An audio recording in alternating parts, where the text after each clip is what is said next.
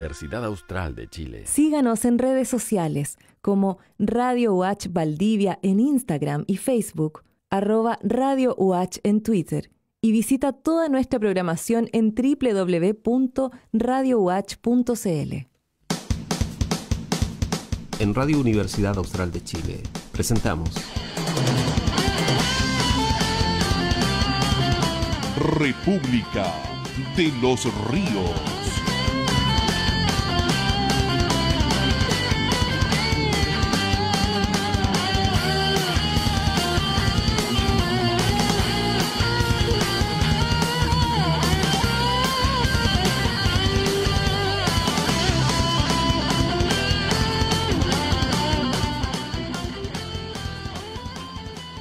Ocho de la mañana y 36 minutos, comenzamos este encuentro de los miércoles en República de los Ríos, el programa habitual, la cabecera matinal de la programación diaria de Radio Universidad Austral de Chile, a cargo de su conductor y productor Víctor Godoy. ¿Cómo estás, Víctor? Cabizbajo. Hola, Miguel. ¿Bien? ¿Me escuchas? Sí. Estás como en la penumbra el día de hoy. Sí, no hay luz. ¿No? Nosotros tuvimos también algunos desperfectos aquí en la mañana cuando llegamos me refiero a que simplemente no hay luz en mi entorno. Ah, o sea, tú escogiste en la penumbra. Hay penumbra. ¿Qué le voy a hacer yo? Bueno, siempre hay una velita. Siempre hay una velita en algún lugar, mira. Claro. Toda la oscuridad no hace ninguna diferencia, pero basta una pequeña chispa para acabar con ella. Egon Montesinos, ¿cómo está? Muy buenos días. Pero tenemos la luz. Hola, Sí, ¿me escuchan o no? A propósito de una chispa.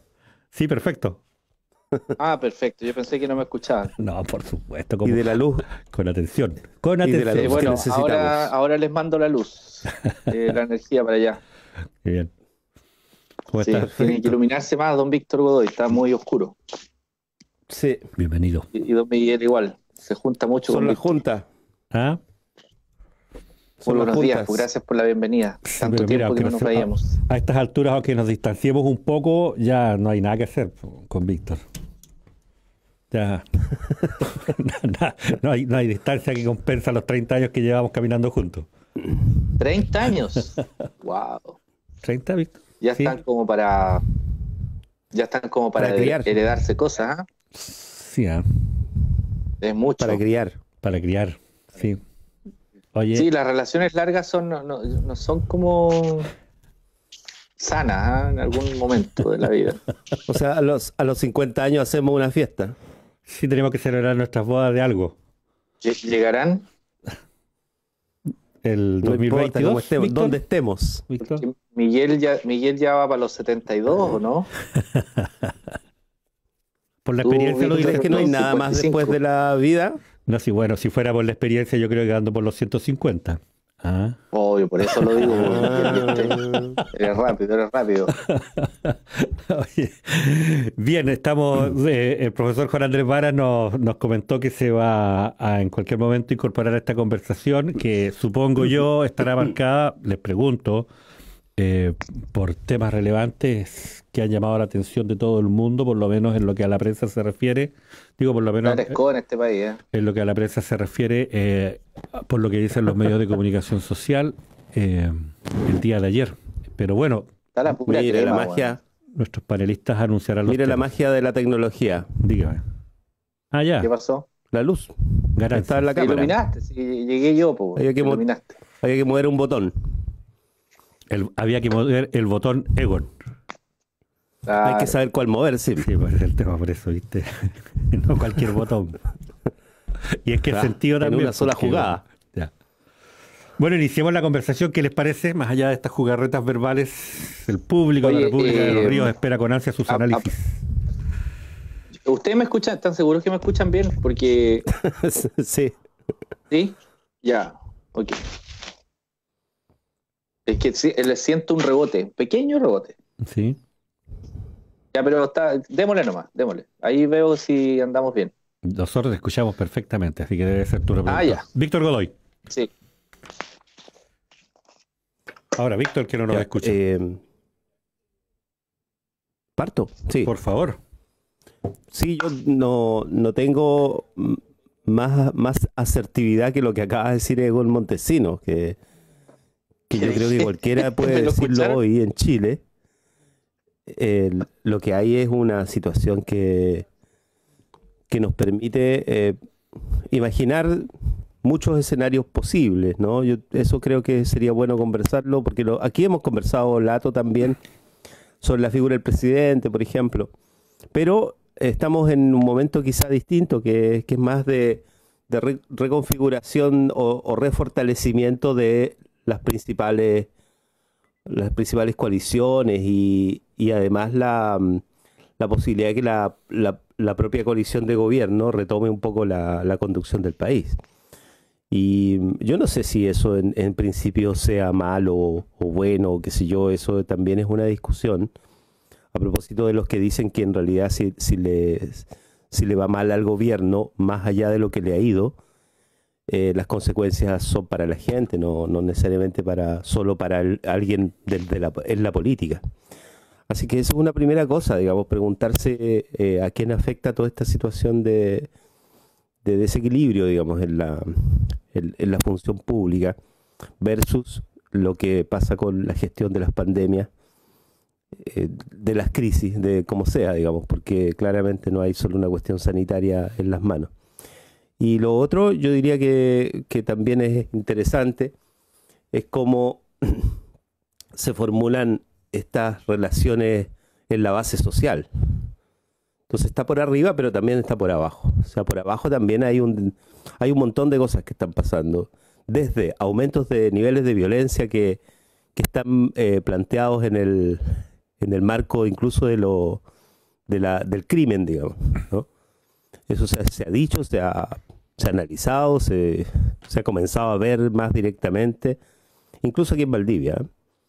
O sea, de hecho hay investigaciones, hay situaciones imprevistas que han sucedido, se ha encontrado de todo, digamos, desde tráfico de drogas hasta tráfico de personas, digamos. Entonces, el nivel de violencia ha ido, yo diría, acrecentándose, pero claro, todavía no estamos en una sociedad en que nos andemos disparando, digamos, ¿no? Obviamente, no estoy tratando de exagerar para dar un clima de descalabro social, pero sí hay situaciones de violencia en la base social que afectan a muchas. Crimen, asalto, violencia, asalto en las casas, cosas así, digamos. O sea, nos llegan cosas que son bien preocupantes. Y además en la base social está la crisis, pues, tal cual. La necesidad de las ollas comunes, la falta de acceso a servicios que te permitan subsistir en momentos más críticos, cuando tienes momentos críticos. Hay gente que lo está pasando en esa línea. Y yo sigo bastante lo que pasa en Argentina. En Argentina, con otro color político en el gobierno, la cuestión tampoco es que sea tan distinta, digamos. Tan distinta en este sentido, en el sentido de las preocupaciones por la violencia o por la crisis social. Y Egon ha traído varias veces a Uruguay aquí también como tema. Y en Uruguay también hay de dulce y a gras, o sea, de reflejo de una política determinada que ha funcionado versus, o sea, gimnasios abiertos, o sea, escuelas volviendo y todo ello, versus desempleo, digamos, básicamente. Entonces estamos advirtiendo que ya estamos, digamos, iniciando la crisis que se nos había anunciado, digamos. Y en Chile, ¡pum!, cambio de gabinete, equilibrio nuevo en la coalición de gobierno y la duda inicial. No sé si esto sea bueno o malo, la verdad, a estas alturas. Yo no sé si haya que pensarlo todo en clave de distribución de poder nomás.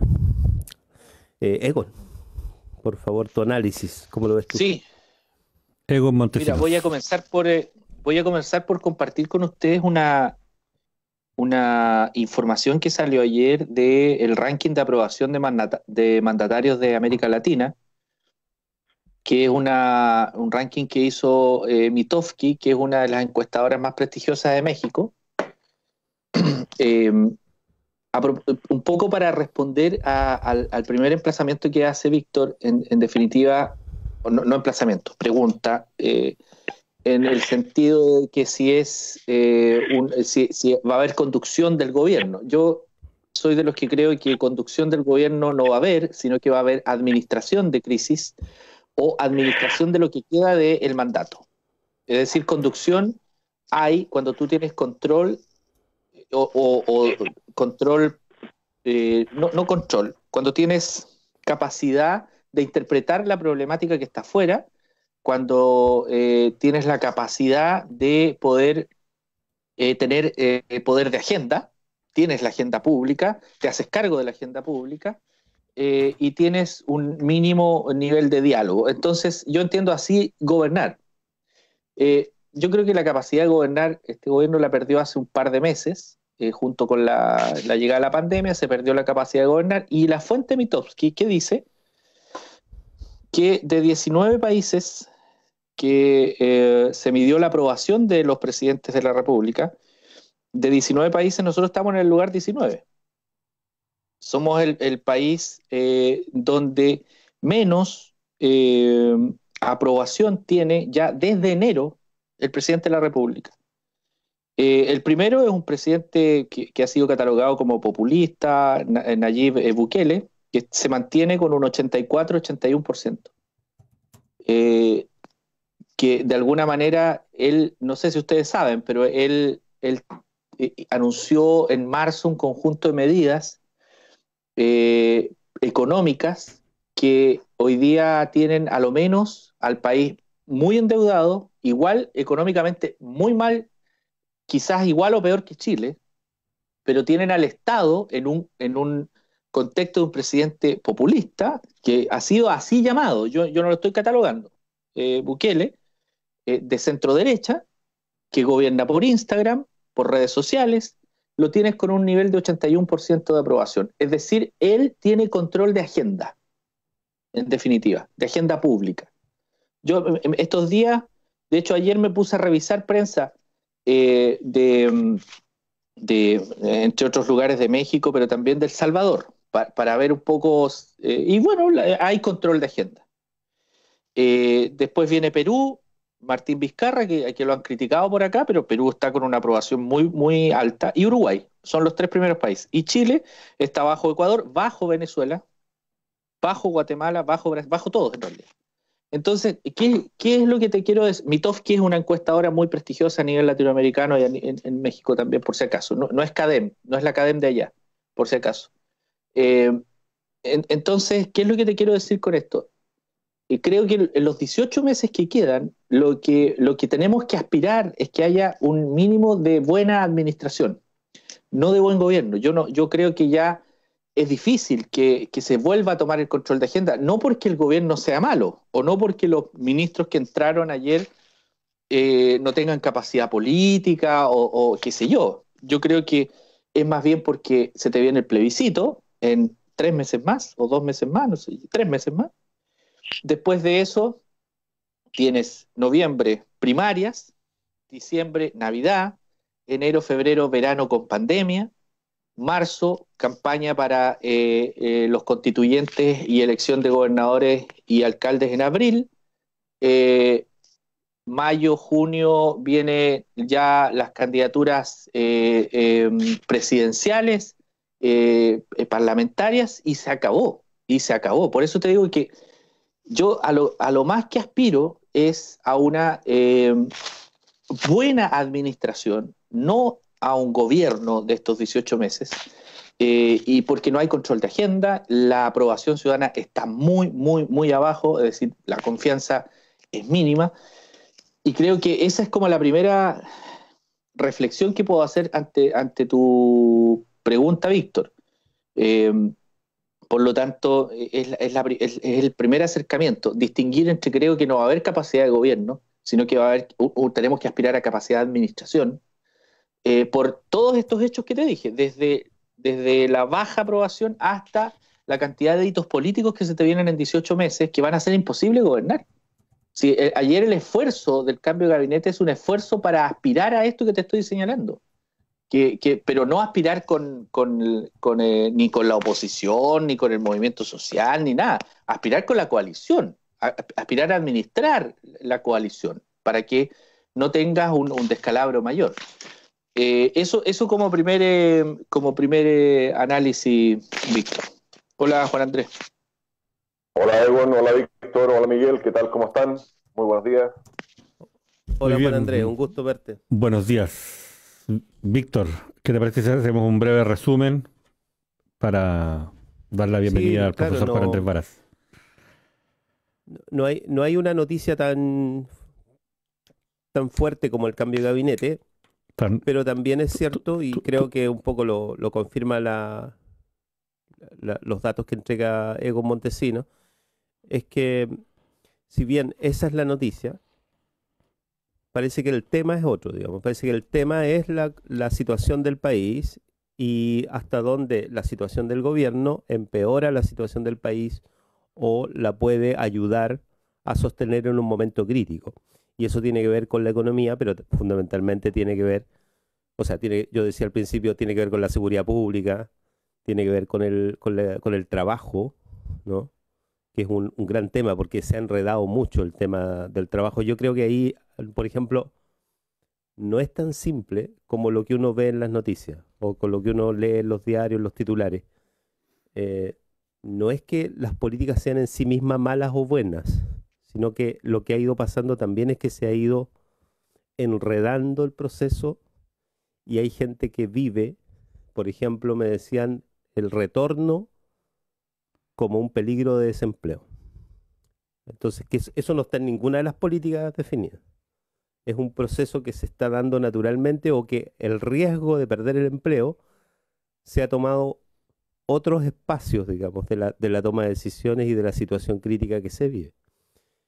Decía la seguridad pública, el desempleo, el tema de la educación, que es otro tema que se ha empezado a debatir intensamente por distintas vías, pero que probablemente no se termine de discutir nunca, a propósito de que ya hay un plan para volver a clase.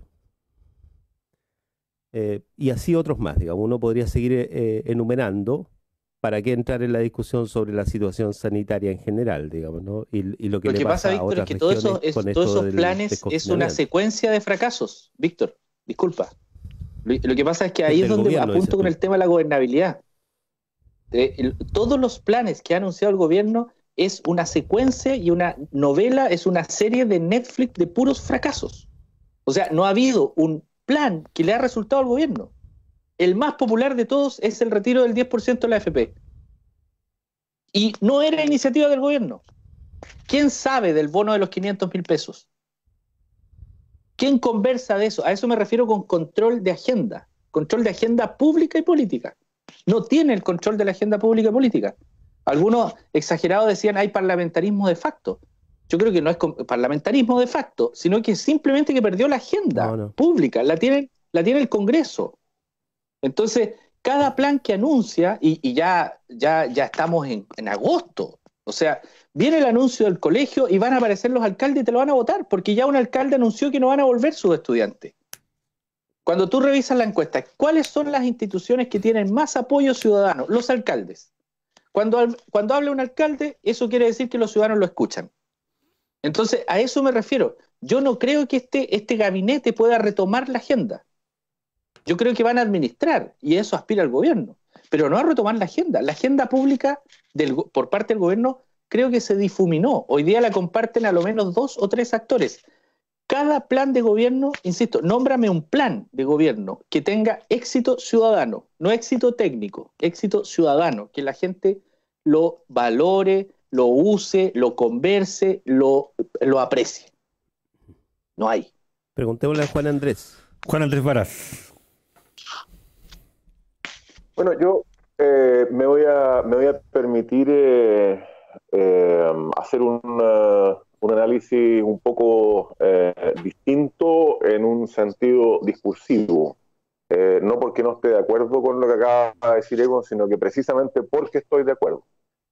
Y la distinción, por lo tanto, la quiero plantear desde el título de este programa. Este es un programa que se llama República de los Ríos y que se supone que tiene que tener un foco en las cuestiones colectivas que nos atañen en la región de los ríos. Y estoy contento, es una mala palabra, pero estoy mucho más tranquilo que en las últimas semanas y meses, porque el principal motor de la región de los ríos es la universidad que nos cobija, la Universidad Austral. Y la Universidad Austral ha estado viviendo en los últimos 2 meses una situación absolutamente inédita, histórica, con una denuncia gravísima de tráfico de influencia, nepotismo, corrupción, que hizo la profesora Claudia Letelier del tiempo en que ella era presidenta del sindicato docente. Yo la verdad es que quisiera que finalmente se estableciera la falsedad de todos esos hechos. Ese sería el mejor de los mundos para la universidad, para la región de los ríos y para todos quienes trabajamos en la universidad.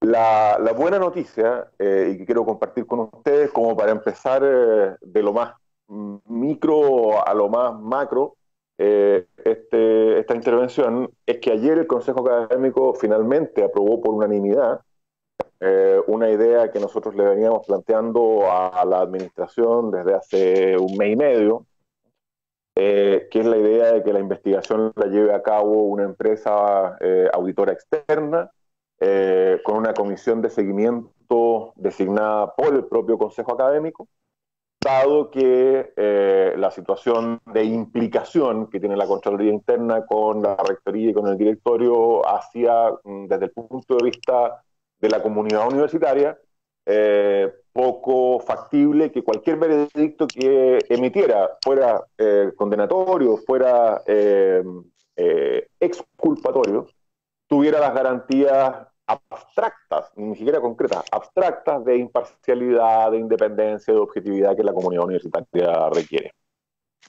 Así que es una buena noticia, creemos que es la forma de darle cauce, de darle canal institucional a una situación absolutamente inédita en la historia de la Universidad Austral, y yo quiero agradecer a la Rectoría a haberse abierto a esa posibilidad en primer lugar, y desde luego a todos los integrantes del Consejo Académico que colaboraron con esta fórmula que le da cauce político, que le da un camino de solución a una situación que es extraordinariamente grave para el prestigio, para la imagen, para la tranquilidad de cada uno de los que trabajamos en la universidad y, por cierto, a la propia corporación en su conjunto.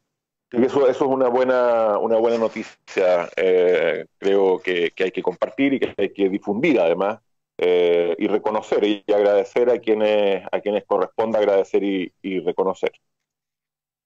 Enseguida, yo creo que el análisis que hace Egon respecto del cambio de gabinete me parece absolutamente certero. Es un cambio de gabinete que está diseñado no para contentar a la ciudadanía, no para hacer una gestión de gobierno, es efectivamente un cambio de gabinete que está hecho para reordenar al núcleo duro de la coalición de gobierno, para tener al menos ese, digamos, 20% ordenado y a los actores políticos razonablemente ordenados. Pero evidentemente uno lo más que puede esperar es una administración razonable en lo que queda de gobierno. Yo tiendo a pensar, y entonces tengo un matiz con Egon, que la capacidad de gobierno en realidad el presidente Piñera la perdió el 18 de octubre, no ahora. El control de agenda se perdió en aquella fecha, cuando comenzaron las manifestaciones ciudadanas. Desde allí el gobierno navega como puede, pero no conduce un programa, no lleva adelante un conjunto de iniciativas que estuvieran prediseñadas, concordadas con los partidos, etcétera. Simplemente se limita a administrar, a responder a las crisis, a tratar de salir a flote, pero en una situación de credibilidad como la que tenemos en el país, es efectivamente muy difícil sacar adelante un programa de gobierno. Hay que recordar además que el problema fundamental del país es que el resto de las instituciones están aún peor que el gobierno. Es decir, el gobierno está con un porcentaje de credibilidad, estoy inventando las cifras, de un 15%, un 12%, un 4%. La exconcertación está, o los partidos de la exconcertación están en un 2%. Un 2% de los ciudadanos le cree a los partidos políticos, y es una cosa verdaderamente dramática. El Congreso en sus dos ramas está también por el suelo en credibilidad pública, y en esas condiciones efectivamente es muy, muy difícil llevar adelante una agenda más o menos ordenada y conducir al país en un momento que efectivamente el país requiere conducción. Y lamentablemente hay que decir que esa baja aprobación de los políticos transversalmente se la han ganado a pulso. Es decir, es lamentable la situación de desgobierno y de falta de credibilidad en la que estamos. Hay que sentirlo, hay que quejarse de ello, pero no se puede decir que sea una apreciación ciudadana completamente injusta. No sé si me explico. Es decir, hay muy buenas razones, ¿no?, por las cuales la gente ha dejado de creer en los políticos. Es que los políticos la han hecho mal, para ocupar una expresión elegante y no usar la que en realidad tengo en la cabeza, pero con delirio durante los últimos años. Después de que efectivamente hubo 20 años en que la clase política chilena hizo una tarea verdaderamente extraordinaria, desde la transición inicial a la democracia encabezada por Patricio Aylwin, que sacó al país de una situación trágica y lo puso en un contexto a nivel latinoamericano en el que no había estado absolutamente nunca.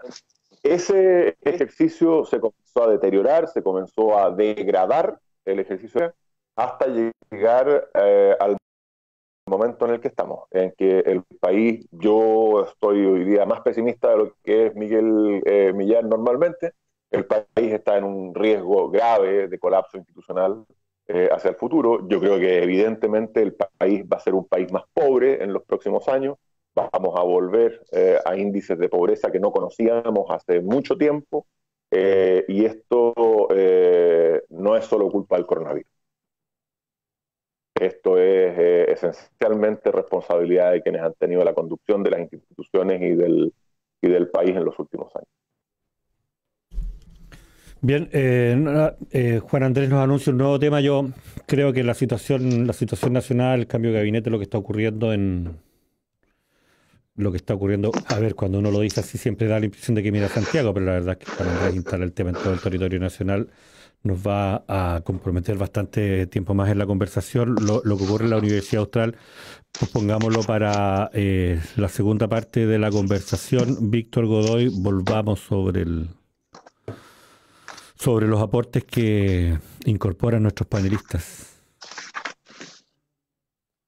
Sí, Víctor. Yo diría que le bajé un poco al micrófono, me decía Sebastián que estaba un poco fuerte. Sí.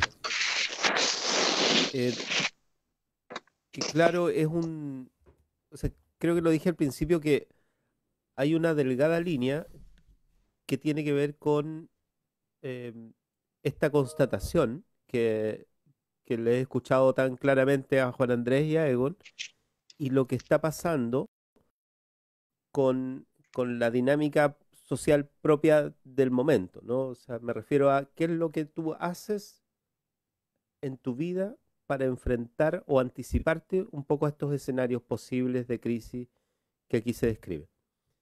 Y ahí es donde la estructura de las medidas que se han ido tomando, y que no son solamente las medidas que ha ido tomando o que ha ido defendiendo el gobierno, sino que son todas las medidas que han salido, incluido el 10%, no es que tengan una letra chica.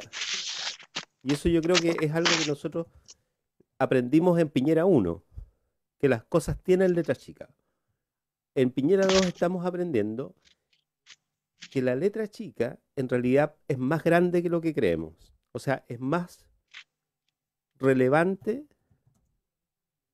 y esto es algo que yo nunca digo, digamos, pero es muy relevante la técnica de la política, en cómo se estructuran las leyes y en cómo se estructuran los planes en determinado momento, especialmente crítico. Y ahí yo no sé si necesitamos mayor dispersión y conflicto interno en la coalición de gobierno, por ejemplo. Creo que esa es la racionalidad que está detrás de lo que pasó ayer. O sea, reconstruir algún grado de cohesión, no para tomarse la agenda. Estoy de acuerdo con Egon, no van a poder, pero sí para poder dialogar con otros actores políticos cara a cara, de frente, digamos honestamente, entre ellos, para poder ponerse de acuerdo respecto de lo esencial. Porque al parecer, todas las cosas que están sucediendo, las decisiones que se van tomando, incluido el 10%, digo, no van a resolver la situación más urgente de la población, que es, repito, el tema del empleo, la cuestión de la seguridad, ¿para qué decir la cuestión alimentaria? Que tiene que ver con lo último que decía Juan Andrés, o sea, el tema de la pobreza. Entonces, me parece que es cada vez más relevante cómo hacer las leyes y no solamente cómo discutir quién la lleva en el país, digamos, por así decirlo, ¿no? O sea, me parece que ahí la gente tiene un punto crucial en su vida y depende cada vez más, o en este país va a ser muy difícil que dependa del Estado. No es como otros países donde con mayor o menor aprobación de sus mandatarios, el Estado es efectivamente mucho más presente. Y tampoco estoy haciendo un juicio de valor respecto de ello. O sea, hay quienes dicen en realidad lo que hay que hacer es no hacer crecer el Estado. Creo que hay mucho de eso en la coalición de gobierno. Pero Piñera, en Piñera 1 y en Piñera 2, ha hecho crecer el Estado. O sea, este país viene tratando de enfrentar su situación por la vía de la gestión pública, y el problema es que como país no hemos podido. O sea, yo no sé si la concertación o la nueva mayoría en su momento hubiese hecho las cosas tan distintos. Claro, hubiese tenido otras iniciativas y otras propuestas, pero quizás el problema está en para dónde va Chile, digamos, en estos términos. Y si es que realmente va a ser posible.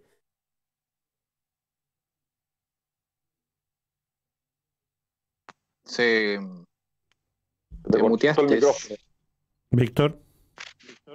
Te muteaste. Bien, Oye, pero pero entendimos. Egon Montesinos. sí, mira, a ver, desde los 90 hasta antes, y voy a hacer esta metáfora, desde el año 90 hasta antes del proyecto de reforma constitucional de retiro del 10%, Chile y la élite política, todos los gobiernos, legislaban en base a titulares, grandes titulares, reforma a tal cosa, proyecto de ley de tal cosa, pero nunca hubo tal precisión ni tal interés de la ciudadanía de ver cómo se estaba legislando y cómo venía la letra chica, lo que dice Víctor. Mira la atención que tuvo el debate en la Cámara, mira la atención que tuvo el debate en el Senado, respecto no del titular, sino de la letra chica.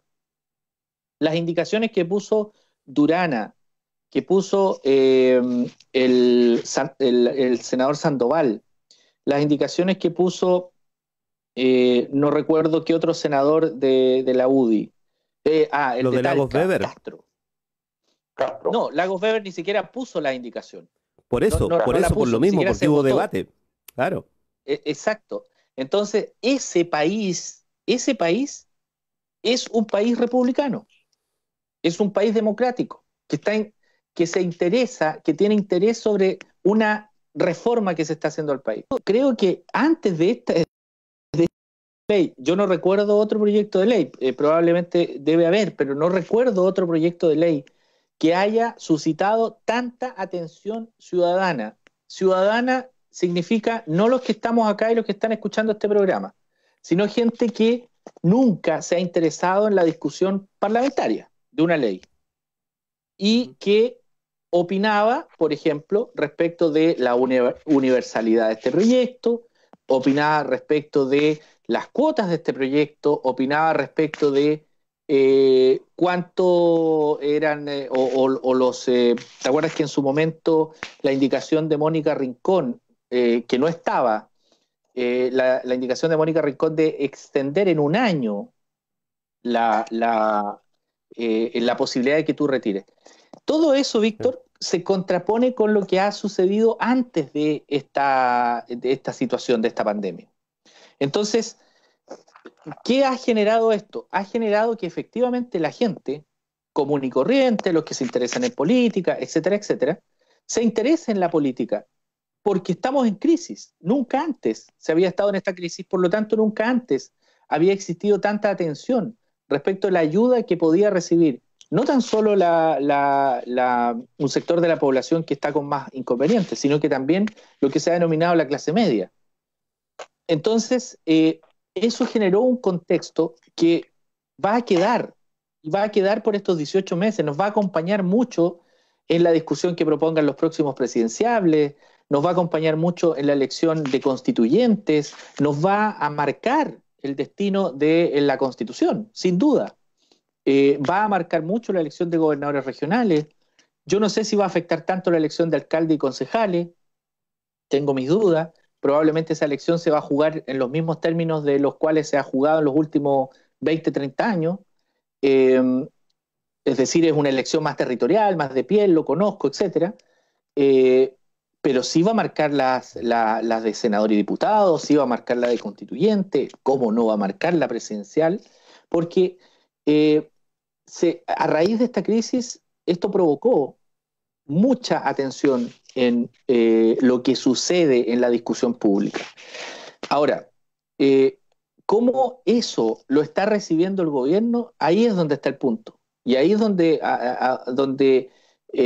yo no sabía que Juan Andrés está más pesimista que yo, pero yo no creo estar al borde de un precipicio, y creo sí estar muy cerca de un precipicio. Porque cuando hubiese pensado que estamos al borde de un precipicio, si estamos en el primer año de gobierno, que quedan 3 años de gobierno, pero afortunadamente queda muy poco para que se vaya este gobierno, y llegue otro gobierno, y que ese otro gobierno sí pueda tener, más que legitimidad en cantidad de votos, una legitimidad en cuanto a los temas que hay que resolver. Mira, ayer escuchaba varios análisis de analistas políticos, valga la redundancia, que hacían ver su punto de vista respecto del cambio de gabinete.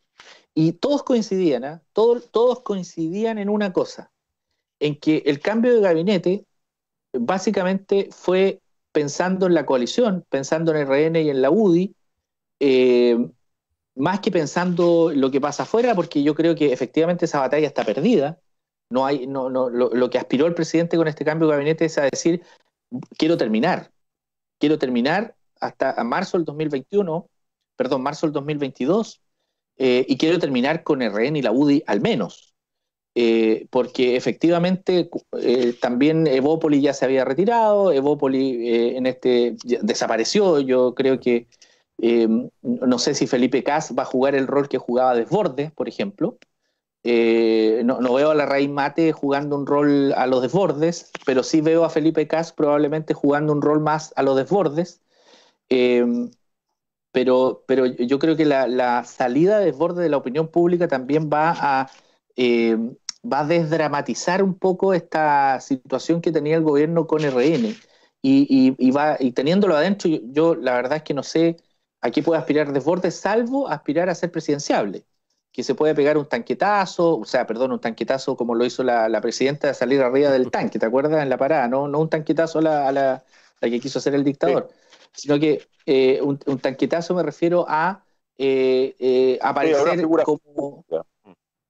Claro, te fijas, entonces, yo creo que por ahí va. Yo no soy de los que creo que Desbordes hizo esta jugada por un sentido republicano. Sí, lo hizo por un sentido republicano, pero sí yo creo que está aspirando a transformarse en un presidenciable y creo que se va a transformar en presidenciable. Desbordes es de los políticos más inteligentes políticamente hablando en la centro-derecha y yo creo que los que van a ir a los pencasos va a ser Alamán y Víctor Pérez. Ahora, Alamán en relaciones exteriores, yo no sé si sería, tú lo conoces más, Juan Andrés, yo no sé si sería una obsesión de él de ser canciller, Sí, o yo tengo, no veo que va a ser de canciller tengo la impresión en de esta agenda. que Andrés Alamán lo que está haciendo es completando su currículum existencial. Vale decir, yo creo que Andrés ya tiene asumido que presidente de la República no va a llegar a ser. Y efectivamente él siempre quiso ser canciller. Y entonces vio aquí la oportunidad de terminar su carrera política en el cargo que siempre quiso tener. Entonces yo creo que él está en una movida que es personal de alguna manera y institucional por otra, porque también naturalmente gente que colabora con el gobierno al hacerlo. La apuesta en cambio de Desbordes, yo creo que es la que indica Egon, pero es una apuesta arriesgada, porque la posibilidad Totalmente. de figurar políticamente desde el Ministerio de Defensa es estadísticamente mucho más baja que la de quedar sumergido. O sea, las probabilidades apuntan a que el ministro de Defensa esté siempre más o menos sumergido, metido en los temas ahí de la comunicación cívico-militar y dedicado a cosas que son muy entretenidas hacia adentro, pero que figuración externa no tienen ninguna. O sea, miren usted el caso de Alberto Espina. Alberto Espina no supimos de él durante todo el tiempo, que fue ministro de Defensa. El mismo Andrés Alamán, cuando aceptó en Piñera 1 el cargo de ministro de Defensa, no tuvo prácticamente ninguna figuración hasta el episodio de Juan Fernández. No sé si lo recuerdan. Sí. Con el desastre del avión de la Fuerza Aérea. Entonces, claro, existe la posibilidad, y particularmente en una situación de crisis sanitaria, con estados de excepción constitucional, donde las Fuerzas Armadas tienen un rol, de que esa tendencia del Ministerio de Defensa a nublar al que ejerce el cargo produzca la excepción y efectivamente la apuesta de Desbordes resulte exitosa. Pero es una apuesta, yo diría, de alto riesgo. Pero en política el que no apuesta no gana, y yo creo que Mario Desbordes, que coincido, es un político hábil, tomó la decisión que tomó pensando, uno, que con esto alineaba detrás de sí a los más partidarios del gobierno de su partido y fortalecía su rol interno en el partido.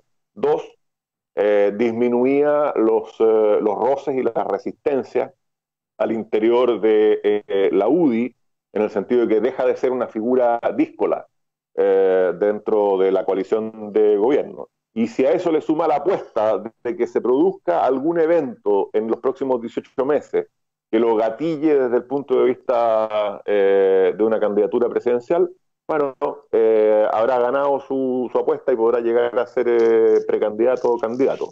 Así que yo creo que es una apuesta inteligente la de Desbordes. Arriesgada, pero inteligente. Mira, yo creo que si Mario Desbordes, por ejemplo, entra en dos temas que son muy sensibles, tanto para la derecha como para la centroizquierda, en las Fuerzas Armadas, como por ejemplo los casos de corrupción que han existido en las Fuerzas Armadas, estas denuncias que han existido, y que, por ejemplo, hubo un despido de una persona que hizo una denuncia, ya ayer anunció por redes sociales que se le está pidiendo audiencia de parte de personas que han denunciado hechos y que no han sido investigados, ojo. O sea, se han denunciado y no han sido investigados en la Fuerza Armada. Y lo otro, avanza en la reconciliación de las Fuerzas Armadas en materia de derechos humanos con el país, por ejemplo, da un pasito. Yo creo que en una de esas va a tener mucha más figuración y va a aparecer como una persona por sobre los problemas de Chile y que está hablándole a un Chile que es el Chile del futuro, reconciliado, más reconciliado aún. Tú puedes usar ese lenguaje. Podría estar generando algún tipo de figuración. Además va a tener 2 paradas militares, una por Zoom y la otra me imagino que será en vivo, que en una de esas le puede ayudar, así como le ayudó este ministerio a la presidenta Bachelet cuando fue ministra de Defensa. Entonces, yo a Desbordes no lo, ¿cómo se llama esto? No lo minimizaría en la decisión que tomó. Yo creo que el objetivo es transformarse en presidenciable. Alamán, bueno, Juan Andrés me aclara un poco más el tema. Yo creo que también esa tesis anduvo circulando, que era una cuestión más de trascendencia personal que de transformarse en republicano, o sea, en presidenciable, perdón, aun cuando podría ser también. Y claro, la apuesta más dura es del partido político que hoy día está dispuesto a inmolarse, que es la UDI, y la UDI no ha tenido ningún empacho en decir a través de su presidente que están dispuestos a inmolarse y valorar a aquellos que están dispuestos a inmolarse. O sea, en ese sentido, tanto Víctor Pérez, que ya no iba a la reelección tampoco en Bío Bío, o sea, es una inmolación así como ya en mi último tramo voy a irme a jugar no sé, al Real Madrid, aun cuando ya estoy a 6 meses de retirarme. Y voy a ver cómo me va, pues en una de esas le va bien. Y el otro es Bellolio, que ahora me cuadra por qué se cambió del apruebo al rechazo. O sea, le dijeron, a ver, compadrito, o usted se me cambia del apruebo al rechazo o no entra al gobierno. Entonces, entró al gobierno el hombrón. Pues ahora está la razón, digo, de por qué este cambio tan brusco. Respecto de la otra cosa, yo no sé si podemos seguir en este tema, a lo mejor me estoy alargando, ¿o no? Porque también quiero hablar del debate de gobernadores regionales, pero tenemos tiempo para eso, dilo ¿no? ahora nomás, Egon. Ya, no, lo que te quería decir es que también estuvo la tesis de que se instaló un gabinete del rechazo. Y creo que eso no es tan cierto, porque Desbordes es un hombre que está por el apruebo, y Desbordes no se ha pegado a la vuelta Carnero, como que se pegó Bellolio. Y aquí es el punto que yo quería poner. Yo no sé si al gobierno quiere hundirse aún más y entrar derechamente como actor político en el debate constitucional de octubre. O sea, ayer se valoró tanto la inteligencia de Alamán, Pérez y Desbordes que yo creo que no veo a este gabinete entrando en ese juego. Yo no sé, Juan Andrés, no sé ustedes qué lectura tienen, pero eso ya sería... A ver, Juan Andrés dice que ya estamos al borde del precipicio. Yo digo que estamos a 2 metros del precipicio. Yo creo que eso sería, en mi lectura, es quedarme al borde del precipicio, y para la lectura de Juan Andrés yo no sé si será caerse al precipicio, pero eso sí que es suicida. Porque si hay algo además que demostró el debate del 10%, es que la Constitución importa, pues. Y que los que estaban por rechazar, por reformar, parece que no era tan así la cosa. Entonces, a mí me parece que ese es un discurso, o sea, que es una agenda en la que yo no recomendaría meterse. Y segundo, si se meten, ya ahí no sé qué opinará Juan Andrés, pero para mí es caerse al precipicio. Yo lo primero que quiero es no usar la figura del precipicio, que me parece que es de las figuras más equivocadas y más inductivas a error. Pero si tú la usaste, pues. No, es que la usaste tú y después la usé yo de una manera un poco inadvertida, que se pueden ocupar en la retórica. Por lo siguiente, porque el precipicio supone una situación en que estamos perfectos, plano, y de pronto nos quedamos sin piso, como en el cómic este del Correcamino, el coyote se queda sin piso y al precipicio, ¿no es verdad? Y la realidad es completamente distinta a esa. La realidad se parece mucho más a una loma, que uno va o subiendo para llegar a una cima o bajando de a poco para llegar a un valle muy profundo. Y entonces lo que ocurre en la realidad es que uno va dando pasos hacia arriba o hacia abajo de esa loma. Uno no está perfecto y se cae de pronto al precipicio. Lo que ocurre con Chile es que después de muchos años de ir avanzando hacia la cima de la loma, de pronto, guiado por una generación de políticos incompetentes y poco lúcidos, comenzó a darse una cierta vuelta en el cerro, comenzó a rodear el cerro primero y ahora ha comenzado directamente a bajar. Pero son pasos hacia abajo, no es una situación en que estemos perfectos y después precipicio, sino que son simplemente pasos que nos van dejando cada vez más pobres, cada vez más lejos del desarrollo, cada vez con menos empleo, cada vez con peores expectativas de previsión, cada vez más mal, pero lentamente, de a poco. Y ese es el peligro, porque los precipicios en general la gente no se cae a los precipicios, porque la gente los ve. La gente ve que hay un agujero insondable en donde si se cae se mata, y por lo tanto la gente que se cae en la realidad. Puede ser buena esa metáfora, porque yo creo que el gobierno está viendo que es un precipicio ponerse al rechazo o sumarse al rechazo. Y en eso estoy de acuerdo contigo, pero no hay precipicios. Lo que hay son pasos hacia arriba o pasos hacia abajo.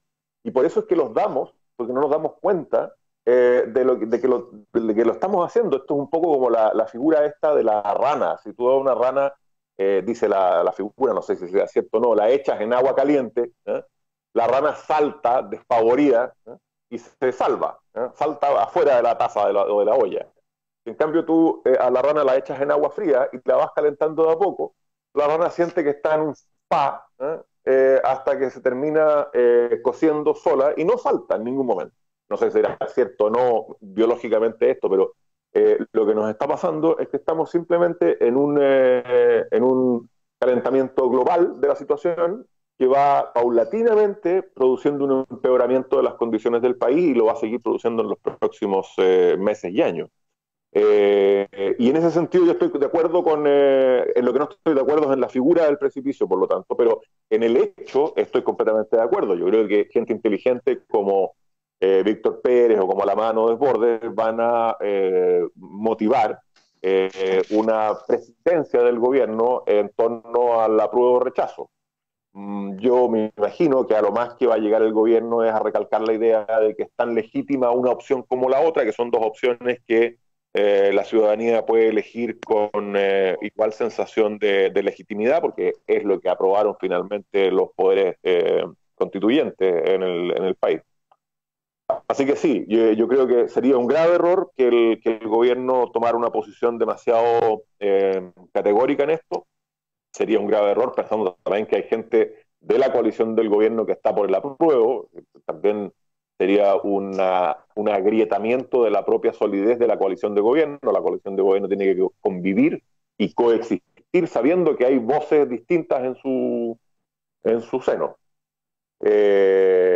Y efectivamente no hacerlo supondría un deterioro más, un pasito hacia abajo en la loma de las condiciones de gobernabilidad en las que está el país.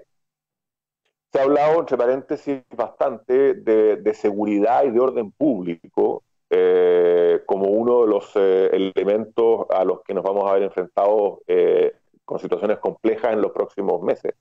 Pero hay otro aspecto que también está ya dándose a mostrar y que tiene que ver con seguridad en el sentido de delito. Ya las policías están reportando un incremento de delincuencia común. Y es muy probable que esa delincuencia común se comience a incrementar a medida que se va produciendo este desconfinamiento o esta normalidad paso a paso, ya no sé cómo se llaman las cosas en este país, y ese es un tema que sin duda alguna es de los que afecta primero a la ciudadanía. Yo diría que antes de las cuestiones del orden público que se concentran en ciertos lugares, etcétera, la preocupación ciudadana primordial va a ser la cuestión de la seguridad individual en el sentido de victimización frente al delito común, y específicamente al delito contra la propiedad, para que vamos a decir una cosa por otra. Aquí el desempleo, la pobreza y el hambre a lo que va a llevar es a un incremento de la victimización a expensas del delito común.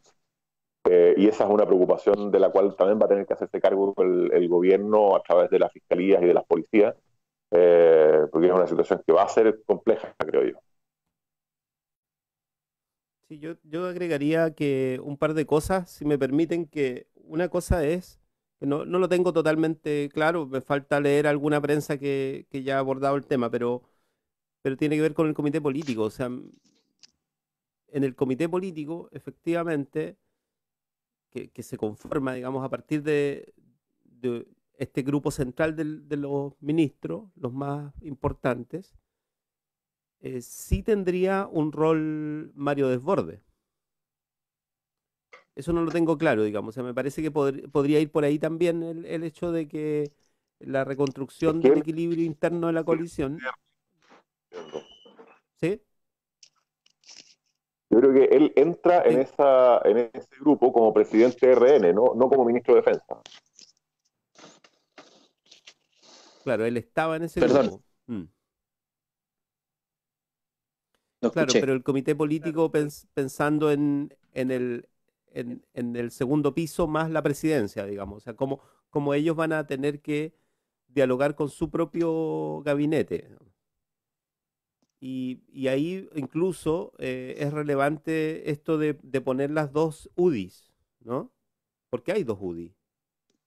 O sea, no sabíamos realmente si habían dos RN o de verdad había una especie de desfonde en RN, ¿no?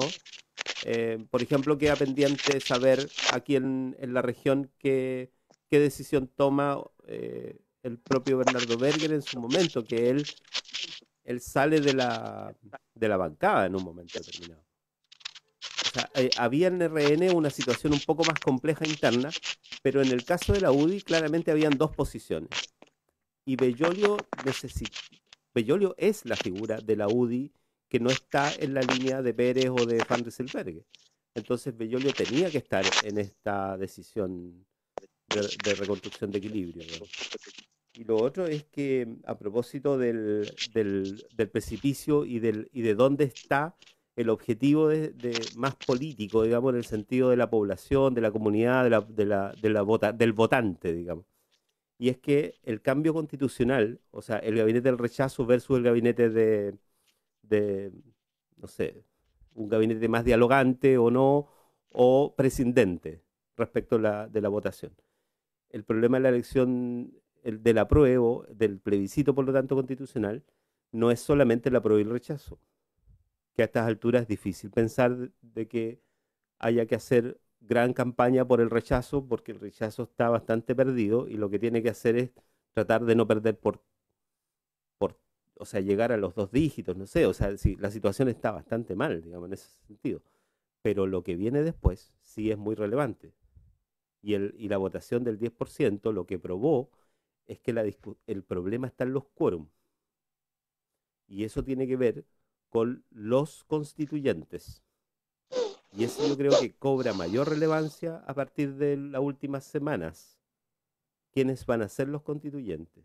Por lo tanto, ahí yo creo que tiene mucho que decir la coalición de gobierno porque tiene que armar listas de constituyentes que pueden estar por el apruebo, pero que lo central es lo otro.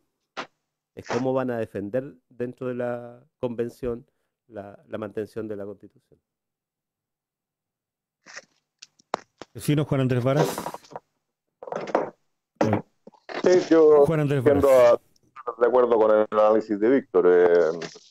La Constitución evidentemente importa bastante. Yo creo que efectivamente los dados están bastante cargados, digamos, a favor del apruebo. No va a necesitar mucha campaña. Yo creo que el rechazo va a tener una votación. No creo que le cueste llegar a los 2 dígitos, francamente, pero es difícil también que pase un 25%. Pero esto son especulaciones nada más. La política, y especialmente en contextos tan líquidos como los que estamos viviendo, puede cambiar muchísimo y puede cambiar de un momento a otro. Como lo demuestra, por otra parte, el caso del debate y la aprobación del tema del retiro del 10% de los fondos previsionales. Egon. Sí, se me vino mi gatita aquí a interrumpirme. Tengo que hacerle cariño un rato, si no me muerde. Oye, mira, lo que veo es que efectivamente el pantano del debate constitucional, perdón, del plebiscito, más que debate constitucional, es un pantano en el cual hay que salir más que meterse más. O sea, ya está demostrado que genera hoy día mucho entusiasmo cambiar las reglas del juego en parte de la ciudadanía. Reglas del juego que por lo demás está archidemostrado que son injustas. Por lo tanto, hay cierto grado de entusiasmo y mucha más información. El debate del 10% jugó muy a favor de la discusión del plebiscito, muy a favor, porque hizo entender la importancia precisamente de la Constitución para algunas cosas que son relevantes para la vida cotidiana, especialmente en este caso de las pensiones. Por lo tanto, yo creo que jugó a favor del debate.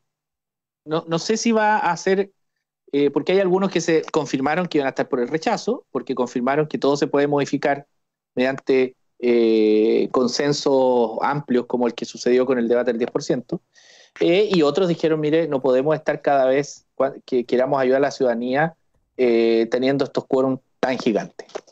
Entonces, yo creo que jugó a favor de eso y yo creo que el gobierno no podría meterse en eso. Respecto al comité político que tú mencionabas, Víctor, yo creo que el comité político hoy día está de alguna manera... A ver, mira, ¿qué nos resultó en el comité político?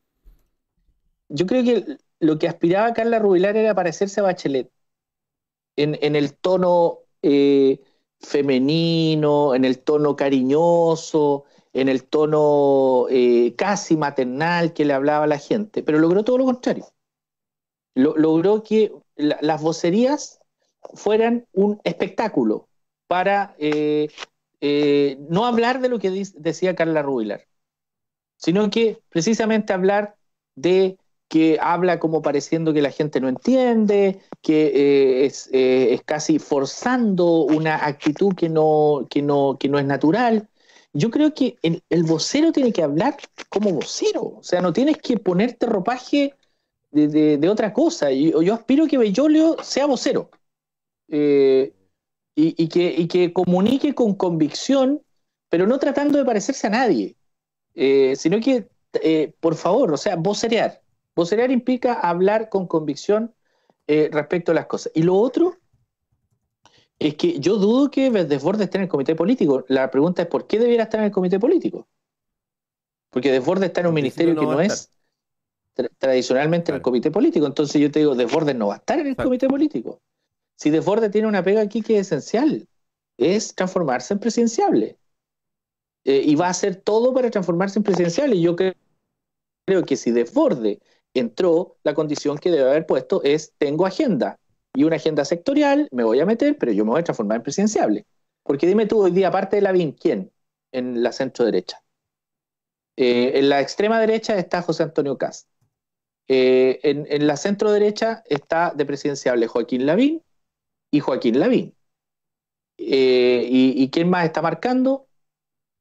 Nadie más está marcando. Entonces yo creo que RN va a tener que sacar su candidato o de Andrés Alamán, que si lo hace bien en este cargo que él añoraba, en una de esas también comienza a marcar, pero ya ha perdido Andrés Alamán varias primarias y varias elecciones o varios intentos presidenciables, o Desbordes, que yo creo que Desbordes es una novedad para el sector, que incomoda a un sector, pero llega con mucha facilidad a ese añorado centro político.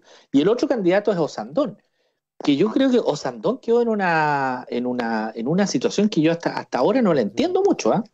Yo no entiendo mucho la posición de Osandón, de verdad. Me queda como ahí, ese dado me queda como dónde lo pongo, qué explicación podría dar a Osandón. Yo no sé qué lectura tiene usted. pero a mí me cuesta entender el lugar de Osandón, no lo sé, a menos que se ponga detrás de Desbordes, o al revés, Desbordes se ponga detrás de Osandón definitivamente, ya, y ahí sí que Desbordes yo no entendería su rol. Si Desbordes entró para no ser presidenciable, creería que le ganó un poco el leitmotiv aspiracional de clase media, de haber sido carabinero y mandar a todas las Fuerzas Armadas, y mandar a todas las Fuerzas Armadas del país. Yo creo que, o sea, sería ese leitmotiv, y que es muy legítimo, pero no, es un leitmotiv muy poco político. No calza con la inteligencia que ha demostrado Desbordes durante Por eso te digo.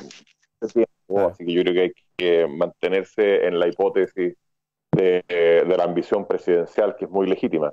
Y yo creo que esa misma ambición presidencial es la que explica la situación de Osandón.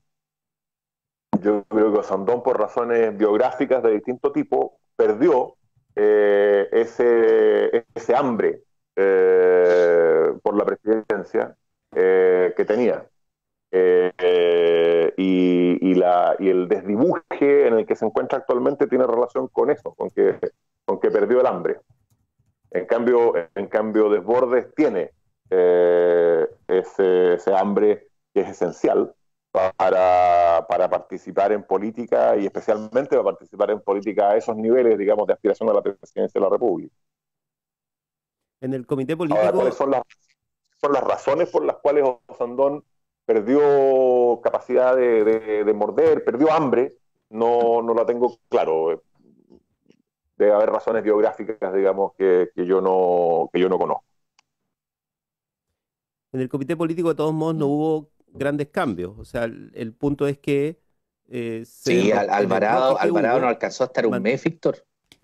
Exacto, el único cambio es ese. Alvarado el gran perdedor. El único cambio es Bellolio, porque Carla Rubilar y Monkever ya estaban y van a seguir estando.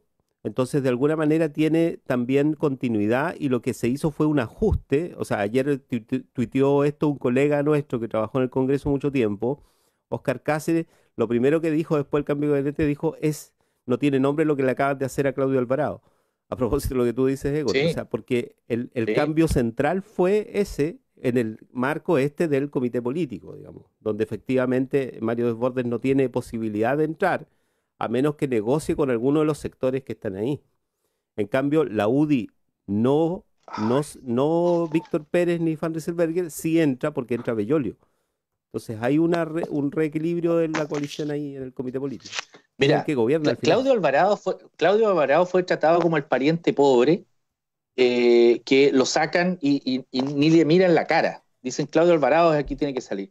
Y Andrés Alamán Alberto Espina fue tratado como el pariente que todos quieren tener en su mesa, pero que ya está bueno. O sea, tu match, mira, para afuera un ratito, pero algunos trascendidos que leí en la prensa, sobre todo de Clinic, que yo no sé si será verdad, señalan que a Alberto Espina le habían ofrecido la Secretaría General de la Presidencia. Y él no lo aceptó, dijo, no, mira, ¿sabes qué? Ya, si me quieren sacar, me voy. Y ahí entra Monkever, porque Monkever parece que era que iba para afuera, así como Blumel para afuera, y Monkever era el otro. Pero como no aceptó Espina, en definitiva, por eso entra Monkever. Porque Espina es como, dijeron ya, Espina, bueno, se va, y nadie lo lamentó tampoco, porque no encontré a nadie lamentando a Espina, pero sí hubo algunos, sobre todo algunos regionalistas, que lamentaron mucho la salida de Alvarado. Alvarado es chilote, es un UDI regionalista muy, muy disciplinado, pero a la hora de ni siquiera un mes, llevaba 28 días, creo. Entonces, para afuera y para afuera, sin ninguna explicación. Y creo que Evópoli es el gran perdedor. El partido, yo creo que la renuncia a la raíz mate, aparte intrascendente, creo que en definitiva sepulta a Evópoli al nivel hoy día de quedarse solo con un protagonismo periférico a cargo de Felipe Kast, porque Briones es ministro de Hacienda, no es Evópoli. Briones es un académico, sí, técnicamente muy sólido y que va a hacer su pega, pero no es Evópoli en Hacienda. Yo creo que Evópoli se queda fuera del gobierno. Gloria Hood, que es Evópoli, de intrascendencia total.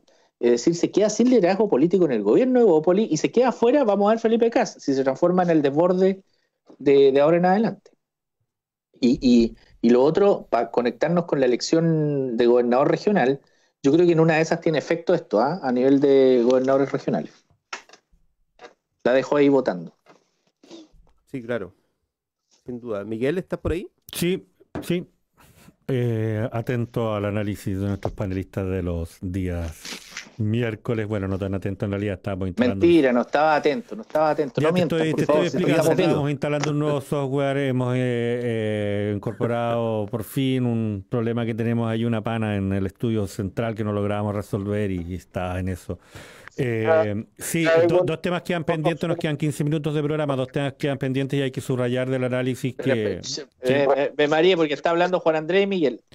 Digo, dos temas quedan pendientes de subrayando lo que ha salido en esta conversación de la mañana. Primero, la referencia que hacía Juan Andrés Varas a la situación discutida ayer en el Consejo Académico. Nosotros estábamos esperando un comunicado oficial respecto de esa situación que afecta a la Universidad Austral de Chile.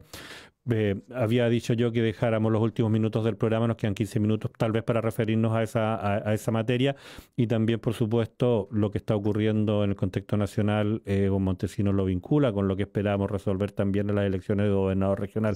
Nos quedan 15 minutos para meternos el desenlace de esta conversación.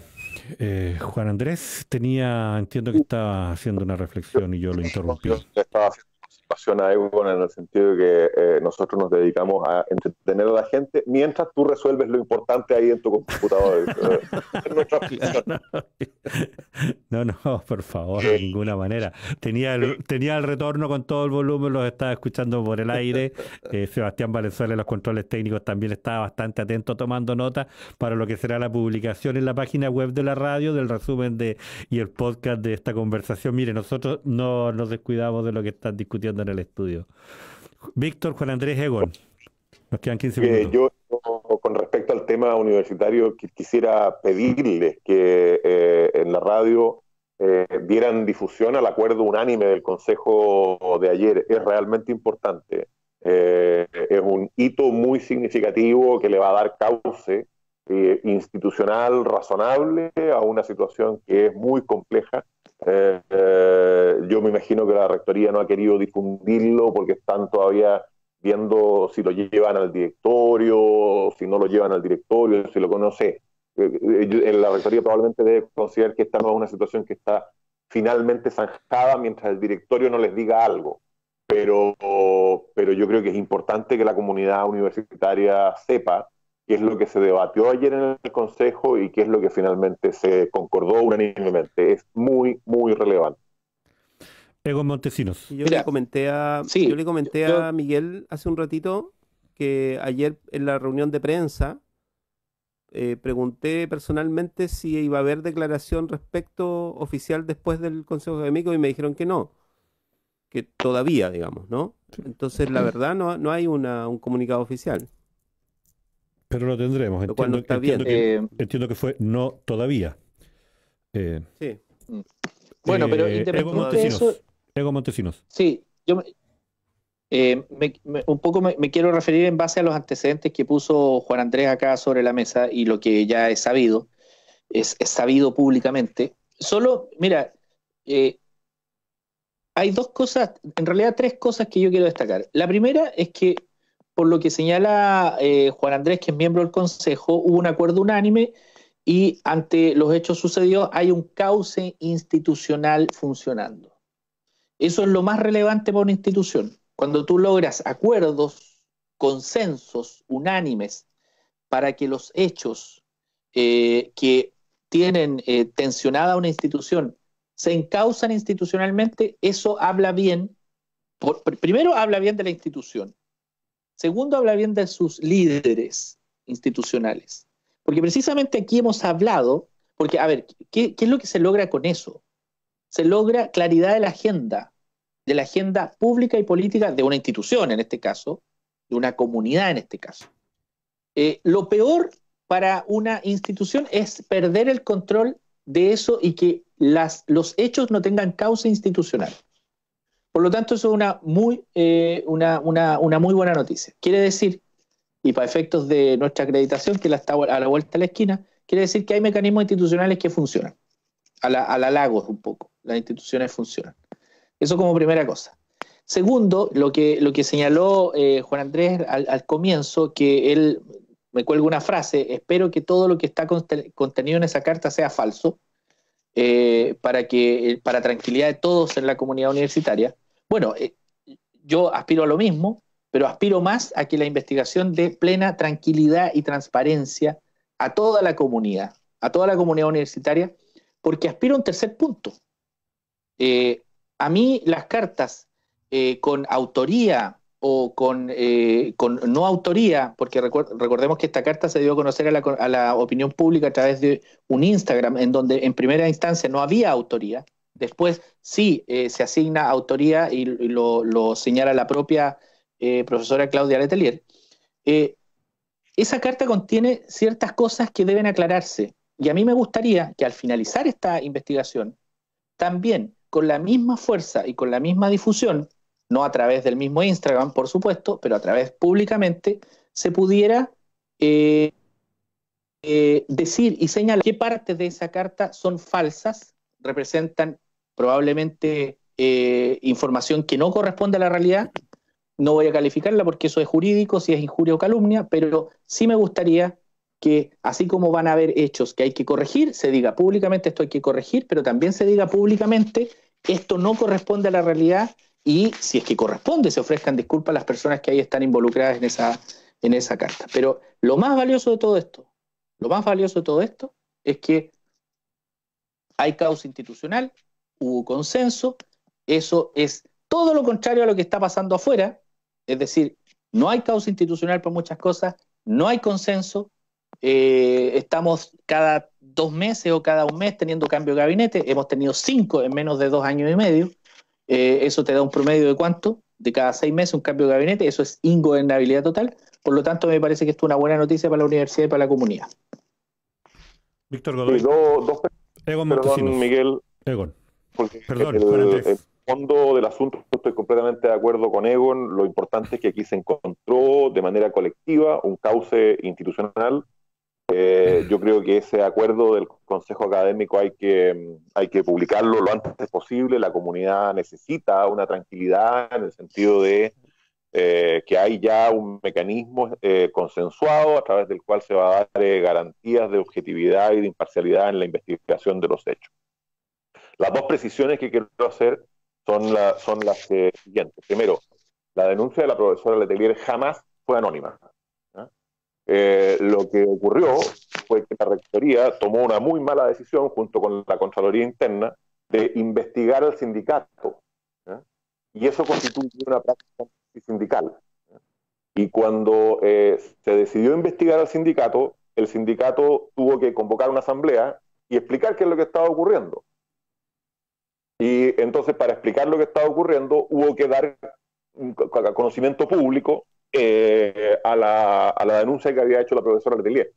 Y a partir de ese conocimiento público se genera esta difusión del documento de denuncia que fue calificada de anónima y que en verdad nunca fue anónima. De manera que la responsabilidad de la difusión anónima no le cabe para nada a los denunciantes. Es como producto de un acto de práctica antisindical del cual la Contraloría afortunadamente se desistió, y ese es un flanco también que hay que celebrar, que ya no existe. El tema de la práctica antisindical quedó en el baúl de los recuerdos porque la Contraloría dictó una resolución dejando sin efecto esa investigación al investigador, digamos, al denunciante, que tanto ruido causó y tanto daño hizo en el tratamiento de esta cuestión. Y el segundo punto es que, a propósito del tema de la transparencia de los resultados de esta investigación, el punto final de los que aprueba el Consejo Académico ayer es que la comisión debe proponerle, cuando termine el trabajo, la auditoría externa, que tiene un plazo de 45 días desde el contrato para hacerlo, unos mecanismos de difusión, pero que en cualquier caso garanticen la disponibilidad al público general y, por supuesto, a la comunidad universitaria del texto íntegro de las conclusiones de la auditoría externa. De manera que esa preocupación, Egon, está salvada y está garantizada la plena transparencia. Sí, solo una precisión sobre la precisión que me hizo Juan Andrés. Entiendo que... Una precisión sobre la precisión. Sí, una precisión sobre la precisión. Entiendo que la investigación sobre el sindicato docente fue una iniciativa de Contraloría interna, no una petición expresa del rector. Eso como primera cosa. Y lo segundo, de Contraloría interna, digo, no Contraloría externa. Contraloría interna tomó una iniciativa a raíz de, entiendo, la propia denuncia que hizo Rectoría, pero eso lo tendrá que aclarar más bien la institucionalidad interna. Y lo otro es que efectivamente... Puedo aclarar yo porque el punto es el siguiente. Efectivamente, en la comunicación del rector que leyó en el Consejo Académico a la Contraloría Interna no hay ninguna nota que diga usted investigue a la denunciante. Así es. Pero sí la hay en la comunicación del rector a los decanos. Es decir, había una intención rectorial en ese sentido que no quedó por escrito, naturalmente, me parece muy bien. Pero, en fin, lo relevante es que la universidad como conjunto, en su administración, estaba iniciando una investigación que constituía una práctica antisindical, y ese es un franco que afortunadamente ya no tenemos y hay que celebrar que así ocurra, y también hay que agradecer la ponderación de todos los involucrados para desactivar ese frente. La otra situación es realmente grave. Lo segundo que quería señalar es que efectivamente hay una autoría, pero no sé si tuviste ese Instagram que se creó para dar a conocer esta carta y no traía autoría. Por lo tanto, mucha gente externa, incluido, yo me enteré a través de ese Instagram que me lo enviaron por WhatsApp, de un Instagram que no tenía autoría, que tenía un seguidor, o 0 seguidor y 0 siguiendo a 0. Se crea para eso, para dar a conocer. Y ahí no tenía autoría. A eso me refiero. Pero afortunadamente ese ya no es tema y no hay anonimato, sino que hay la profesora, la expresidenta del sindicato, es la autora de esa carta. Esa nomás es la precisión. Precisión sobre la precisión de la precisión voy a hacer ahora. Primero, yo no tengo ni Instagram ni ninguna otra red social. Soy uno de esos pájaros extraordinariamente curiosos que se han mantenido al margen de las redes sociales. No tengo nada, así que no sé nada. Pero lo que quiero decir, y esta es la precisión relevante, es que nunca la denuncia fue anónima. La denuncia fue nominativamente hecha por la profesora de la Facultad de Medicina Veterinaria, doctora Claudia Letelier. ¿A quién se la presentó? Al conjunto de los decanos y luego al rector. El rector no quiso escucharla y decidió a Contraloría. Como consecuencia de la decisión de Contraloría, se produjo la difusión, y es así, esa difusión puede ser calificada de anónima o sin pie de firma, pero se produjo una difusión respecto a una denuncia que tenía nombre y apellido desde el principio. Es decir, la secuencia no es, aquí hubo una denuncia anónima, después se hizo cargo de ella una persona con nombre y apellido. No, es al revés. Una persona responsable con nombre y apellido, doña Claudia Letelier, hace una denuncia, se difunde de manera anónima, ya sabemos por qué, no vamos a volver sobre eso, y eso afortunadamente es un tema que ya está adecuadamente resuelto y sobre el cual no hay que volver a insistir mayormente, creo. Y hay que concentrarse en el establecimiento de los hechos y en la transparencia de la investigación, que es lo que está en manos del Consejo y de la Comisión y de la Rectoría. Sí, y lo tercero que quería señalar es que yo reitero, yo de verdad creo que lo más importante hoy día es que esto ya tomó su cauce, ahora queda el directorio, porque recordemos que un cuerpo colegiado es el Consejo Académico, pero aquí hay una instancia que es el directorio, que también forma parte de la institucionalidad y tendrá que ver cómo se encausa eso a través en este caso del directorio, Consejo Académico, Rectoría, que son como las instancias que analizan esto. Y cierro con esto, porque lo más importante acá es que esto se encausa, porque nos concierne a todos. La universidad tiene que responder permanentemente a instancias externas, en este caso la acreditación, por esta situación y por otras. Y lo importante, muchas veces en las acreditaciones, ni siquiera son los resultados de eso, sino que la universidad fue capaz de incorporar acciones de mejora a esos resultados. Ni siquiera en una acreditación van a decir, bueno, ¿qué pasó con el contenido ABC de esta carta? El ABC de esta carta, no, esto era falso, esto no era real, ok, perfecto, esto que era cierto, cómo se encausa y cómo se incorporan acciones de mejora. Yo creo que eso es lo más importante en términos de gestión institucional, porque claro, acá me imagino que también otras aristas que son de otra naturaleza, me imagino yo, al interior de la universidad, naturaleza de revisar funcionamiento, etcétera, etcétera. Entonces, yo creo que eso es muy, muy, muy importante, el tema del cauce institucional. Efectivamente, ¿no? Y por eso yo lo celebro como una muy buena noticia lo de ayer y agradezco a la Rectoría y a los integrantes del Consejo la disposición a llegar a acuerdos. Me parece que es una gran noticia precisamente por eso, por el cauce institucional que le estamos dando a una situación que es inédita y que se complejizó mucho más de lo que era necesario complejizar. Juan Andrés Varas, Egon Montesinos, Quizá Víctor Godoy. Víctor. Sí, quizá haya que aclarar algo para la audiencia también, que es importante, que normalmente uno, claro, como está adentro, no hace mucha referencia permanente, pero el hecho de que en el Consejo Académico se discuta y se llegue a una unanimidad incorpora a la al propio equipo de conducción de la Rectoría, digamos, ¿no? Que está dentro del Consejo Académico, ¿no? Sí, o sea, la unanimidad integra eso, ¿no? Sí. Sí, la Sí, Rectoría, claro. de hecho, tiene 6 votos en el Consejo Académico. Pesa a la Rectoría el equivalente a 6 facultades en el Consejo Académico. Así que cuando hay unanimidad es porque el equipo de Rectoría concurrió íntegramente a ese acuerdo también. Por eso hay que... Oye, celebrarlo. Víctor, un poco para explicar eso, Egon Montesinos. para explicarlo, lo que decía yo en parte de la intervención, para explicarlo, que se logra algo internamente, en un gobierno universitario en definitiva, que es lo que afuera, en el mundo político, probablemente está penando. Es decir, los acuerdos consensuales que hablan de que las iniciativas que se toman nos representan a todos, porque si el 10% hubiese sido así, tipo acuerdos de un gobierno, en definitiva, no hubiesen existido las pataletas ni del presidente ni del gobierno por firmar el decreto en la tarde, arrastrando el poncho, en definitiva, porque no hubo acuerdo, sino que se vio obligado a tomar una determinación. Así que, Y lo otro que no bien, se ha dicho... va a quedar para el gobernador, para la otra, el gobernador regional o gobernadora. Sí. Y lo otro que no se ha dicho es que también hay participación de un representante estudiantil, que entiendo, y también pido confirmación, si también participó de esta comisión, que tampoco se ha dicho, pero que es una comisión que sí estuvo trabajando en esto y que integró el propio Juan Andrés, pero también hubo representación estudiantil ahí, ¿no?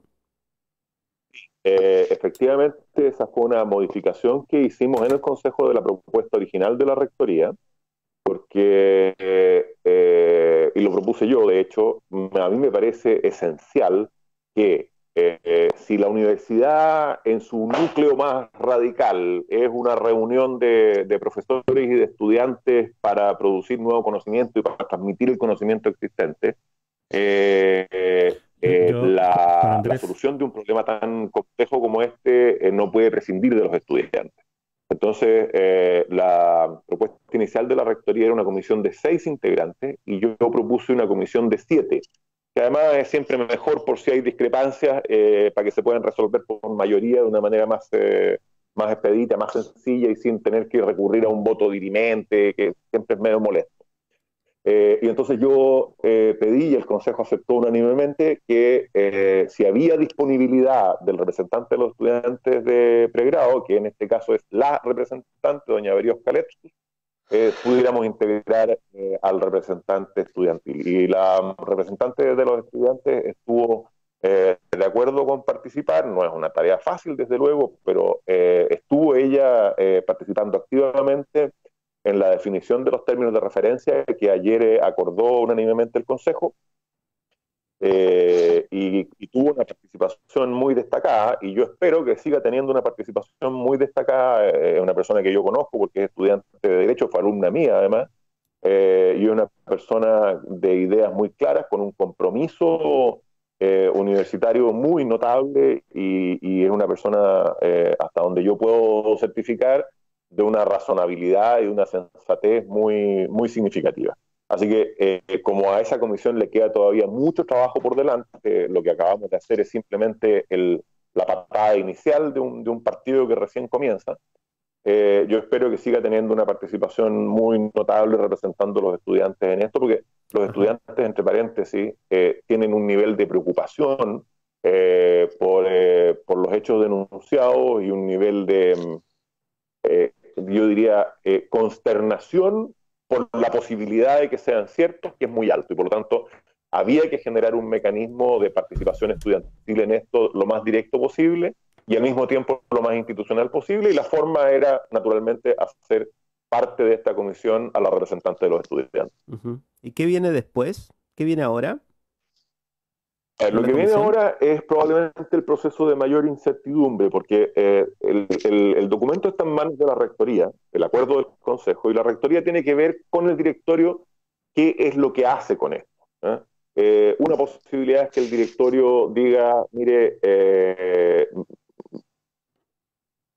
vaya la cosa por el camino que establece el Consejo, nosotros autorizamos el gasto en la auditoría, pero no queremos meternos, cosa que sería bastante razonable, porque hay que recordar que el directorio está involucrado en estas acusaciones, digamos, y está además de una manera muy compleja, porque está involucrado de una manera en que hay documentos públicos como certificados del registro civil y documentos públicos internos de la universidad como actas de las sesiones del directorio que dan cuenta de situaciones que son difíciles de negar. Entonces, una posibilidad sería que el directorio dijera, vale, nosotros estamos involucrados, nos abstenemos, autorizamos el gasto, pero que se proceda como dice el Consejo. Sería lo más razonable. Otra posibilidad es que el directorio tome decisión y diga, sí, mire, estamos completamente de acuerdo, que se haga. No es el ideal, pero también es una solución perfectamente razonable. Una tercera fórmula, y aquí ya entramos en el terreno de lo que yo consideraría no deseable, es que el directorio diga, lo vemos, lo estudiamos y le introducimos modificaciones a la propuesta del Consejo. Yo creo que eso sería muy negativo, probablemente el escenario más negativo de todo. Y un escenario que yo no quiero ni siquiera representarme es que el directorio diga, no, lo del Consejo no pasa, no corresponde una auditoría externa, etcétera. Estos dos últimos escenarios son muy negativos, pero el punto es el siguiente. Yo estoy optimista, creo que el directorio está compuesto en su inmensa mayoría de gente sensata, honesta, honorable, que tiene un compromiso universitario, además gratuito, que es muy significativo, es, entre paréntesis, gente a la que yo conozco, a todos y cada uno de ellos, y respeto y le tengo admiración y afecto, así que creo que vamos a salir muy bien de esto. Y entonces lo que viene es un proceso en el cual se invita a las empresas auditoras que están inscritas en el registro de empresas auditoras de la Comisión del Mercado de Valores a presentar propuestas sobre la base de los términos de referencias generales que el Consejo aprobó ayer. Recibidas las respuestas, manifestando interés en participar, se les envía a las que manifiestan interés una indicación de cuál es la tarea específica, con un desglose de los hechos y de los puntos que habría que investigar. Y después la propia comisión del Consejo, sobre la base de las propuestas, selecciona una empresa auditora. Una vez seleccionada la empresa auditora, se contrata, y a partir del contrato la empresa tiene 45 días para elaborar el informe final. ¿En qué condiciones? Primero, dando cuenta quincenal de los avances. Segundo, observando un deber de confidencialidad respecto de terceros. Tercero, con obligación de todos los integrantes de la comunidad universitaria de prestar todas las facilidades y toda la información disponible a esa auditoría. Y cuarto, con garantía de publicidad y de transparencia de los resultados de esa investigación por parte ya del acuerdo del Consejo Académico. Lo que hay que aclarar también, y lo deja en claro ese documento, es que el propósito de esta auditoría es un propósito completamente distinto al de la tarea que pueda estar haciendo la Contraloría Interna de la universidad. ¿Por qué razón? Porque la auditoría interna, la Contraloría Interna, por definición, lo que hace es un contraste entre los hechos y la reglamentación interna para efectos de sanción. Esa es su tarea. Acá, en cambio, lo que nos importa es el establecimiento de la efectividad o no efectividad de los hechos, su convergencia con la reglamentación interna, con las leyes de la República y con las prácticas al uso aceptadas como estándares de probidad en entidades u organizaciones del tamaño y de la complejidad de la Universidad Austral, pero no para efectos de sanciones, sino que para efectos de recomendaciones, sea de acción, de corto plazo por lo tanto, o de gestión de mediano y de largo plazo, ¿no? Y lo que, por cierto, incluye la posibilidad de cambios reglamentarios que se necesiten. Entonces, son investigaciones que corren por cuerdas separadas y que además tienen objetivos completamente distintos, metodologías distintas y también transparencias distintas, porque la investigación de Contraloría por reglamento es secreta o confidencial, y esto otro también, por disposición del Consejo, va a ser completamente transparente y público. Perfecto. Gracias, Juan Andrés Varas. Definitiva... Egon, un minuto. Tenemos que despedirnos. Sí, Víctor, despidámonos y permitámosle a Egon que tenga la última intervención de este programa. ¿Te parece? Víctor. Sí, no, sí, claro, era en definitiva que ratifica esto de la institucionalidad, es decir, Contraloría Interna va a hacer lo suyo, el Consejo Académico toma un acuerdo para hacer auditoría externa, esto tiene que ser ratificado por el directorio, hay trabajo conjunto entre todos los involucrados, cuerpos colegiados, instancias universitarias, entonces yo creo que lo que hemos dicho, que es lo más importante, yo insisto en esto, me tocó ser vicerrector de Planificación y Desarrollo de la Universidad de los Lagos, a puertas de una crisis con Contraloría de la República que evidenció temas en la Universidad de los Lagos, en donde había que dar cuenta de que la universidad, que es lo más importante, tiene mecanismos que pueden asegurar transparencia y que puede ser complementado por mecanismos externos. O sea, es totalmente atendible y es bueno y es muy sano para la institución que así sea, que quien establezca acciones de mejora, quien establezca culpabilidades, sanciones, responsabilidades, más que culpabilidades, responsabilidades, sea por un lado la propia institución y por otro lado, en este caso, una auditoría externa que está siendo canalizada por Rectoría, por el Consejo Académico y esperemos el directorio. Eso es respetar la institucionalidad hasta donde yo sé. Así que, súper bien, muy bien. Así es. Así es, hay que celebrar. Sí, un saludo. Hay un actor que no... ¿Víctor? Vaya a seguir.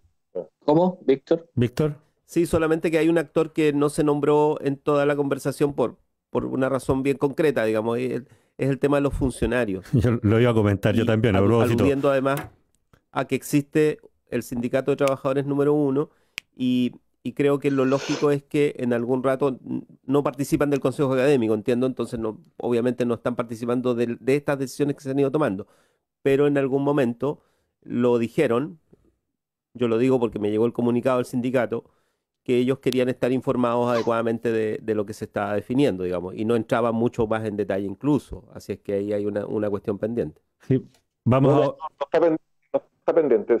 Con esto cierro. Una de las cosas que se debatió ayer es que la comisión está facultada, y esos acuerdos expresos del Consejo, para invitar en calidad de observadores o de testigos o de asesores a las personas de la comunidad universitaria que estime conveniente. Y eso incluye al sindicato docente, al sindicato número 1, a profesores en su calidad de expertos en ciertas áreas, etcétera. Y está resuelto eso también y está resuelto con la máxima transparencia. Bien, perfecto. Vamos a volver probablemente sobre este y otros temas. Vamos a estar atentos al comunicado, al acuerdo unánime para informarnos de lo que ocurrió ayer en el Consejo Académico y por supuesto vamos a también volver sobre los temas regionales y nacionales que ocupan al panel de este miércoles protagonizado por Egon Montesinos. Oye, Miguel, director del Centro de Para que no me andes Regionales, pelando después, y te digo al tiro que el otro miércoles probablemente no pueda estar. Te vamos a pelar Oye, igual, no no te mandes preocupes. Vamos a aprovechar de pelarte en tu ausencia.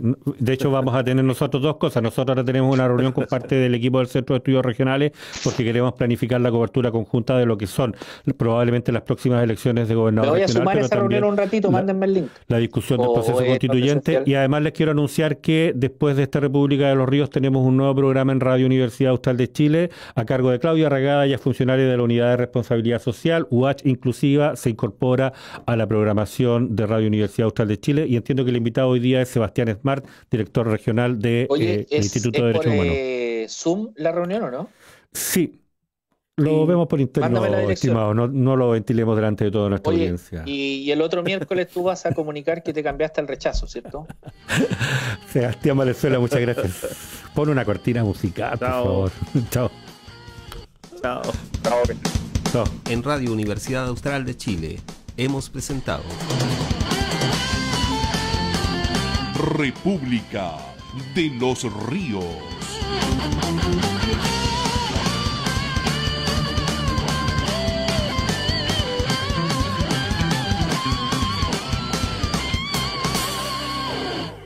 La Universidad Austral de Chile realiza una permanente vinculación con el medio regional, nacional